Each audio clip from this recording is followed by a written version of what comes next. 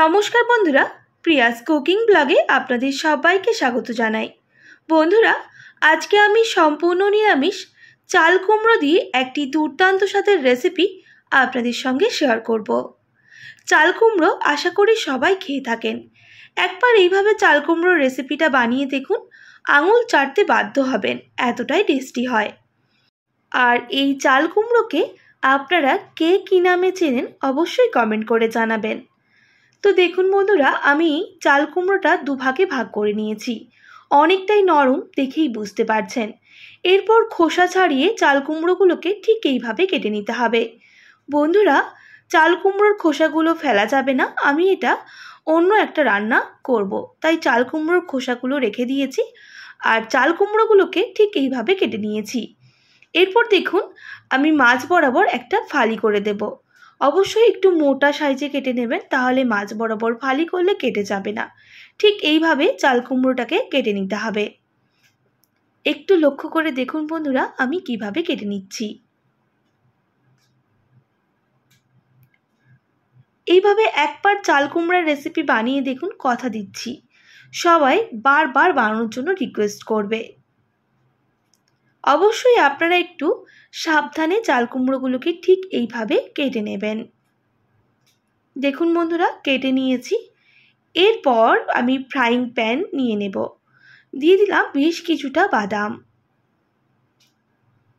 বাদামগুলো শুকনো কাঠখোলায় dry roast করে নিতে হবে।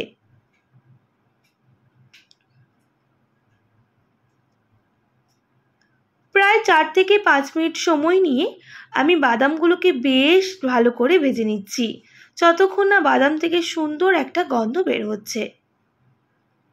দেখুন বাদাম ভাজা হয়ে গেছে, আমি নামিয়ে ঠান্ডা করে নেব। দেখুন আমি বাদামগুলোকে বেশ ঠান্ডা করে নিয়েছি। এরপর আমি একটা চপার নিয়ে নেব আর চপ করে নেব বাদামগুলোকে। মানে খুব বেশি বাদামগুলো মিহি হবে না, একটু গোটা গোটা থেকে যাবে। দেখুন বাদামগুলোকে ঠিক এইভাবে চপ করে নিতে হবে। এরপর এর মধ্যে কিছু গুঁড়ো মশলা অ্যাড করব। সামান্য জিরে গুঁড়ো দিয়ে দিচ্ছি, সামান্য ধনে গুঁড়ো, সামান্য কাশ্মীরি লঙ্কার গুঁড়ো,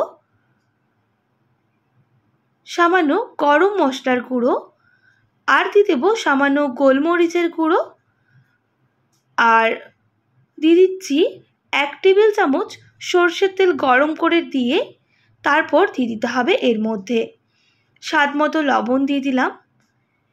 এবার সমস্ত উপকরণ খুব ভালো করে মিক্স করে নেব আর সামান্য হলুদ গুঁড়ো অ্যাড করলাম।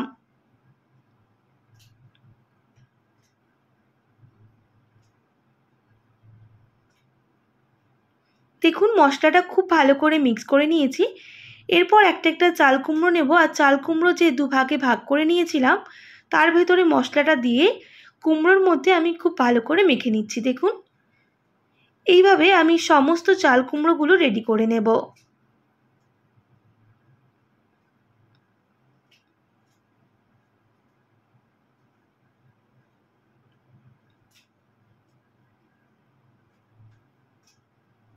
একইভাবে সমস্ত চাল কুমড়োগুলো রেডি করে নিচ্ছি। দেখুন খুব সাবধানে করে নেবেন, তাহলে চাল কুমড়োগুলো কেটে যাবে না, না হলে কিন্তু চাল কুমড়োগুলো ছেড়ে যেতে পারে। দেখুন সমস্ত চাল কুমড়ো আমি রেডি করে নিয়েছি। এরপর এটা সাইডে রেখে দেব। এর জন্য একটা ব্যাটার গুলিয়ে নেব। নিয়ে নিচ্ছি 4 থেকে 5 টেবিল চামচ বেসন,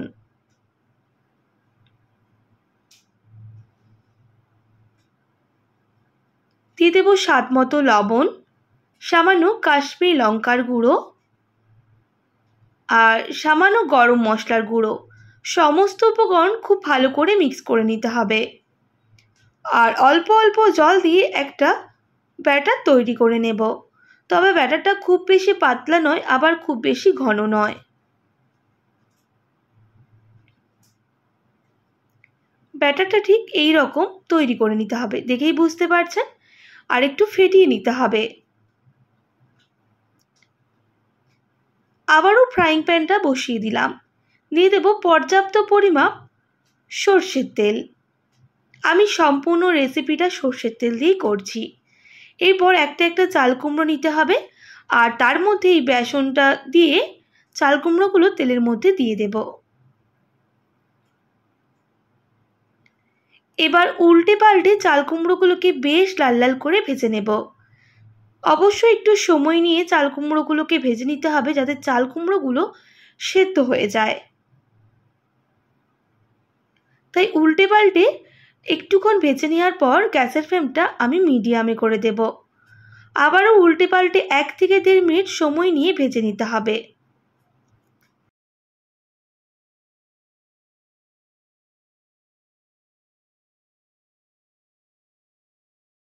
দেখুন বন্ধুরা, বেশ কিছুক্ষণ চাল কুমড়োগুলো ভেজে নিয়েছি।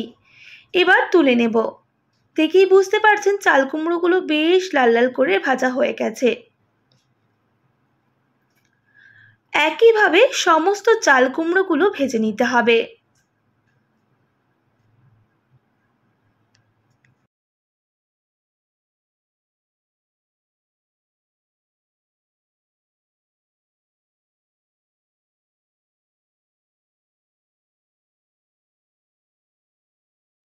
অবশ্যই চাল কুমড়োগুলো একটু সময় নিয়ে ভেজে নিলে তাহলে এই ভাজার সময় চাল কুমড়োগুলো সেদ্ধ হয়ে যাবে।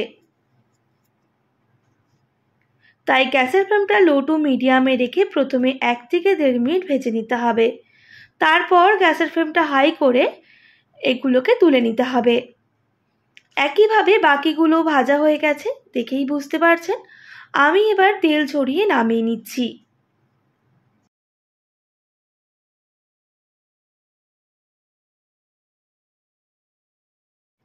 তবে আজকে আমি চাল কুমড়ো ভাজা বানাবো না, এর একটা গ্রেভি রেডি করব। তাই কিছুটা বাদাম রেখে দিয়েছিলাম, সেই বাদামটা অ্যাড করলাম। আর আর কিছুটা ড্রাই রোস্ট করা বাদামও অ্যাড করে দিলাম। সঙ্গে দিয়ে দেব একটা মিডিয়াম সাইজের টমেটো কুচি, আর 1 ইঞ্চি মতো আদা ছোট ছোট করে কুচিয়ে রেখেছিলাম, সেটাও অ্যাড করে দিলাম। এর একটা মিহি পেস্ট করে নিয়েছি। তবে বন্ধুরা, পেস্টটা যে করেছি একটু শুকনো শুকনো করে নিতে হবে। তবে বন্ধুরা, একদম মিহি পেস্ট করা যাবে না, একটু গোটা গোটা রাখতে হবে। এরপর এটা সাইডে রেখে দিলাম। আর ওই তেলের মধ্যে দিয়ে দেব বেশ কিছু পরিমাপ কালো জিরে, আর সামান্য একটু হিং, সঙ্গে দিয়ে দিচ্ছি সামান্য কাশ্মীরি লঙ্কার গুঁড়ো। যখন মশলাগুলো একটু ভাজা হয়ে যাবে দিয়ে দিতে হবে বেটে রাখা মশলা। বন্ধুরা, আমি বেশ কিছুটা তেলও তুলে রেখে দিয়েছি, অতটা তেলে মশলাটা আমি করব না। এরপর মিক্সিং জার ধোয়া জলও অ্যাড করলাম। মশলাটা খুব ভালো করে মিক্স করে নিতে হবে।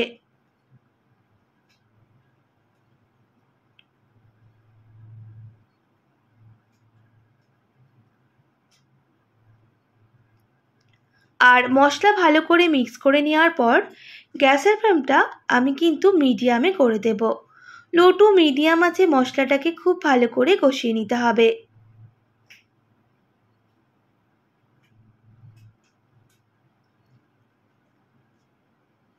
লো টু মিডিয়াম আছে প্রায় 1 মিনিট মতো কষিয়ে নিয়েছি। এবার কিছু গুঁড়ো মশলা অ্যাড করে দিচ্ছি। সামান্য জিরে গুঁড়ো, সামান্য ধনে গুঁড়ো, স্বাদ মতো লবণ, আর সামান্য একটু জল দিয়ে দিচ্ছি। আবারও মশলাটা ভালো করে মিক্স করে নিতে হবে, আর 1 থেকে 1.5 মিনিট সময় নিয়ে কষিয়ে নিতে হবে। তবে অবশ্যই গ্যাসের ফ্লেমটা লো টু মিডিয়ামে করে।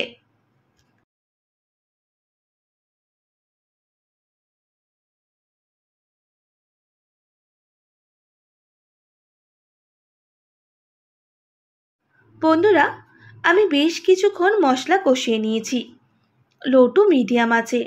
দেখেই বুঝতে পারছেন মশলাটা অনেকটাই কষানো হয়ে এসেছে। তবে যে কোনো রান্নায় খুব ভালো করে মশলা কষানো হলে তাতে রেসিপিটা কিন্তু আরও বেশি ভালো হয়। দেখুন সাইডে কিন্তু তেল ছাড়া শুরু করে দিয়েছে, আর মশলা থেকে খুব সুন্দর একটা গন্ধ বের হয়েছে।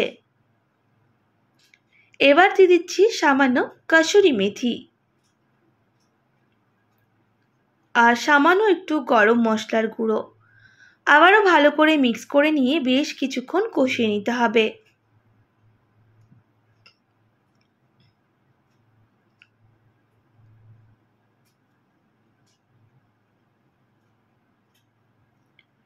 কষিয়ে নিয়েছি।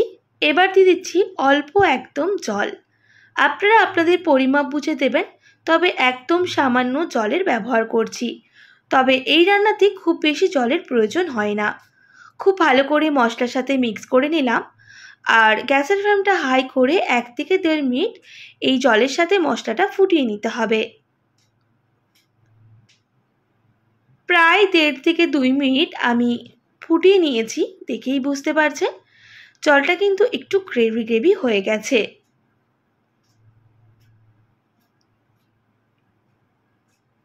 এবার ভেজে রাখা চাল কুমড়োগুলো দিয়ে দিতে হবে আর খুব ভালো করে চাল কুমড়োগুলো মিক্স করে নিতে হবে।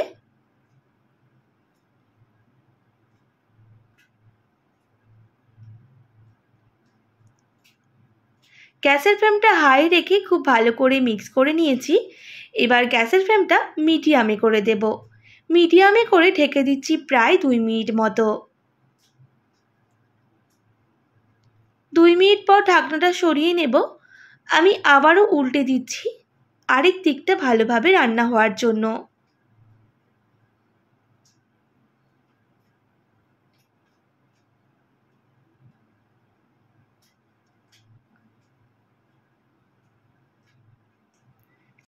এরপর স্বাদটা ব্যালেন্স করার জন্য সামান্য পরিমাপ চিনি দিয়ে দিচ্ছি আর আবারও 1 মিনিট মতো ঢেকে দিচ্ছি। তবে গ্যাসের ফ্লেমটা অবশ্যই মিডিয়ামে রেখেই করতে হবে।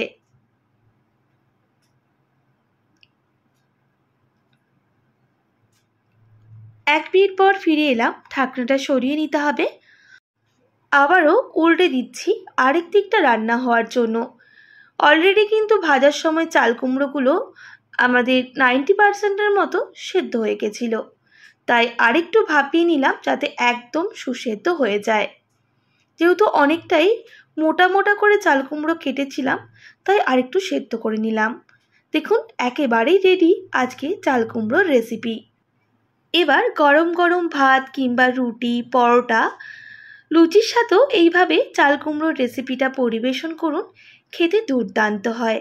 বাচ্চা থেকে বড় সবাই আঙুল চেটে খেয়ে নেবে, এতটাই টেস্টি হয়। আপনারা অবশ্যই বাড়িতে এইভাবে একবার ট্রাই করুন আর কেমন লাগলো কমেন্ট করে জানাবেন। আশা করছি আজকের সহজ সরল রেসিপি আপনাদের ভালো লেগেছে। ভালো লেগে থাকলে অবশ্যই একটি like, comment, share and subscribe করে দেবেন। পাশে থাকা বেল আইকনটিও প্রেস করে দেবেন, তাহলে নিত্য নতুন রান্নার ভিডিওগুলি আপনাদের কাছে পৌঁছবে। যারা ফেসবুক থেকে দেখছেন অবশ্যই একটি ফলো করে দেবেন। আজকের মতো এতটাই। আবার নতুন কোনো রেসিপি নিয়ে আপনাদের সঙ্গে দেখা হবে। আপনারা ভালো থাকবেন, সুস্থ থাকবেন। আর এতক্ষণ আমার সঙ্গে থাকার জন্য আপনাদের সবাইকে অনেক ধন্যবাদ।